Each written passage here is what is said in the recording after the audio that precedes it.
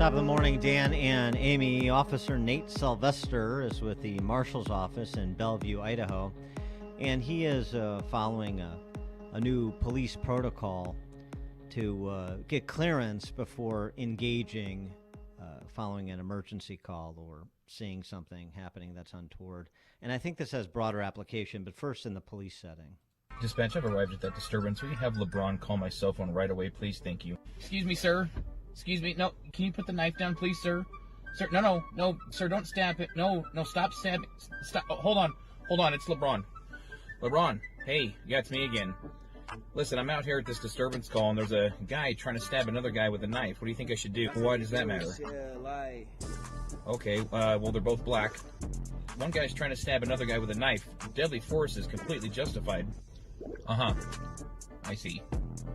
So you don't care if a black person kills another black person, but you do care if a white cop kills a black person, even if he's doing it to save the life of another black person? I mean, it doesn't make a whole lot of sense, but then again, you are really good at basketball, so I guess I'll take your word for it. All right. Yep. Okay. All right. Thanks, LeBron. Michael Jordan's the GOAT. What? Nothing. I gotta go. Sorry, guys. You're on your own. Good luck. I think we should apply that to China policy with respect to China as well, since LeBron James has such a stake in the future of communist China, that before we would do anything that could upset President Xi and the Chinese communists, we run that through LeBron James as well. What do you think? Yeah, I think that sounds good. Yeah. Maybe we'll get some feedback on this from an expert in space, and he is Lieutenant Colonel Jim Carafano here for our weekly confab. He is Vice President of the Catherine and Shelby Cullum Davis Institute for International Studies at the Heritage Foundation and author of the new book, Brutal War, Jungle Fighting in Papua New Guinea, 1942, which releases the first week of May, so you want to pick that up. Lieutenant Colonel Jim, thanks for joining us. Appreciate it. Hey, great to be with you.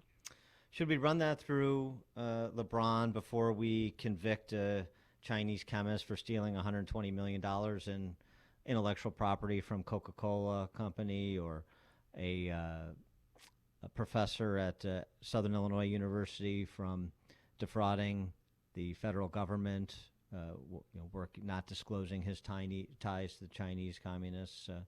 Should we, before we get to obstreperous, maybe we run that through LeBron James and get his insights? So one of the projects I'm working on at Heritage is we didn't contact LeBron James, so I should apologize for that. Yeah. Off the top, but we do have 400 stakeholders worldwide that are conducting independent research on China and doing what's called open source research, which is publicly available stuff. They're not doing classified research, but it's incredible the amount of information out there, even in China. Matter of fact, we deeply suspect that the Chinese government is actually monitoring the project so they can go back and hide the information that they inadvertently released. But covers 8 different areas across the whole span of their domestic and foreign efforts, everything from their military to foreign direct investments. But one of the things, because it touches right at the issue you raised, is what is the Chinese government doing in American universities? And I think most people know about the Confucius Institutes, but there's actually at least four publicly known programs. And the one thing that they all have in common is an utter lack of transparency on the part of the Chinese government, and a massive opportunity to intimidate direct malicious activity, from espionage to political suppression to intellectual property theft. So didn't check with LeBron, but it's a big problem. Look, we can hate universities over, right? Say they're, leftist havens and everything else, but the reality, and all that may be true, but American universities are still one of the greatest resources of innovation and insight in the world today. And remarkably enough, the Chinese aren't really terribly interested in what the critical race theory department is doing. But if you are a science, technology, or engineering part of the university, the Chinese are very interested in what American universities are up to. Maybe the Biden administration will appoint Hunter to be the point person on China policy, the way Kamala Harris is tackling the border. Well, unfortunately, they've actually been rolling back a lot of the Trump-era executive orders, which have been trying to squeeze off either the Chinese access or drive greater Chinese transparency.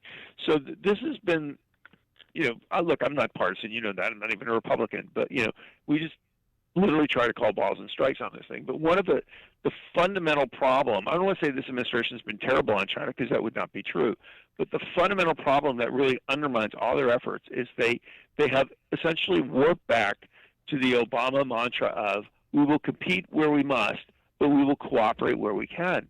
And there are simply no areas where the U.S. and China are on the same page. Even the other day when the U.S. said, well, we want to cooperate with China on climate change, which is fatuous on its face because these policies are all domestic policies. There's no international cooperation here. Countries have to have their own policies. And the Chinese immediately said, yeah, we'll do that as soon as you agree with us on our position on Taiwan and Hong Kong. So they're just playing with us. And I think the Biden administration is wasting a lot of time and effort with Iran, with Russia, with China, looking for areas to accommodate the way Obama did, even though under Obama it was a colossal failure. And explain to me why we see a Harvard Law professor, Noah Feldman, who, by the way, was a pro-Trump impeachment witness, and Fareed Zakaria doing junkets that are sponsored by the Shanghai Institute for International Studies. What is the influence play there? Well, this is a major concern because the Chinese system is fundamentally run into something called civil-military fusion. The Chinese government is responsible to the Chinese Communist Party. Even the Chinese military doesn't work for the government. It works for the Chinese Communist Party. And so every instrument of Chinese society, the government, the private sector, the universities, are at the bequest of the direction from the Chinese Communist Party. So if you do anything with any group in China, potentially you are either collaborating, cooperating, or under the influence or watch of the Chinese Communist Party.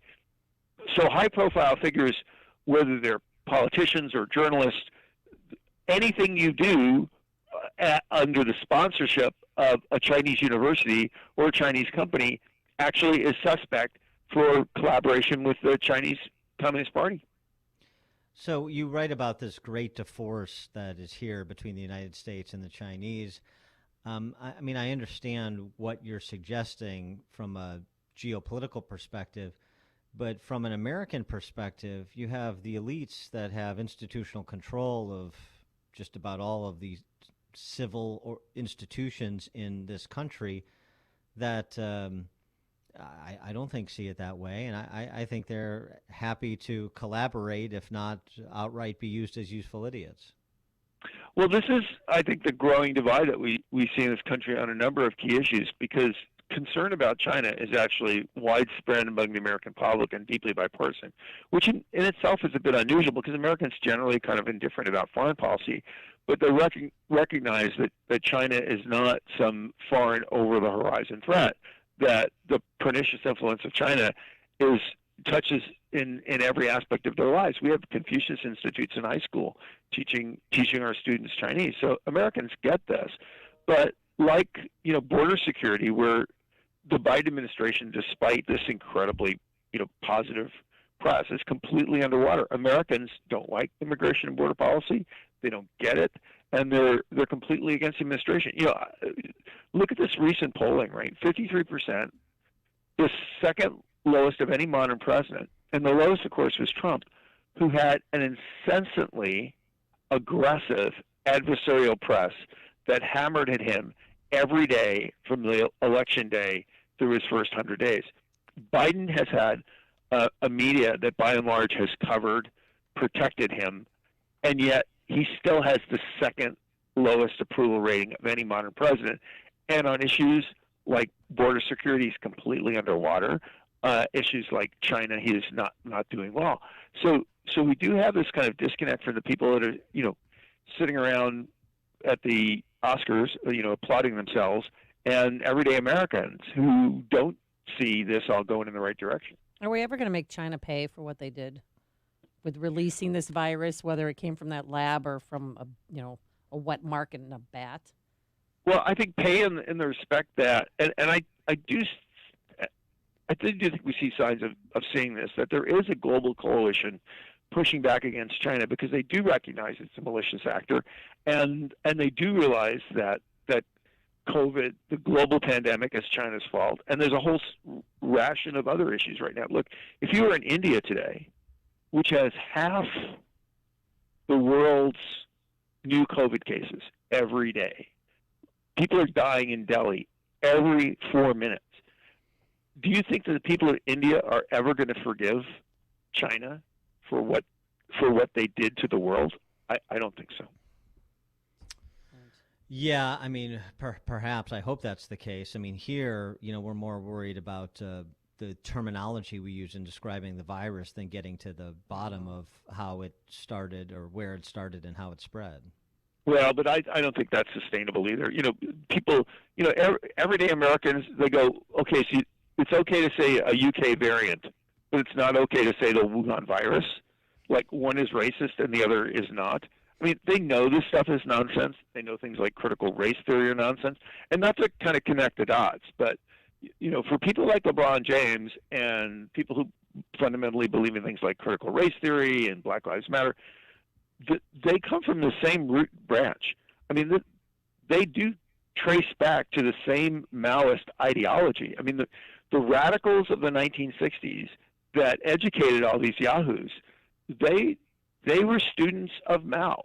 And the ideology that is driving the far left of this country is not even a distant cousin. It's not even a kissing cousin. It's directly related to the philosophy that drives the Chinese Communist Party. These are twin ills in the world. I don't say that the Biden administration and China are collaborating, because I haven't read Hunter Biden's laptop, but their agendas are essentially compatible. Well, look, I mean, just to buttress your case, Susan Michie is a professor across the pond in the UK. She's also one of Britain's top COVID-19 policy advisors. She's with the Scientific Advisory Group for Emergencies. She's a huge lockdown fan.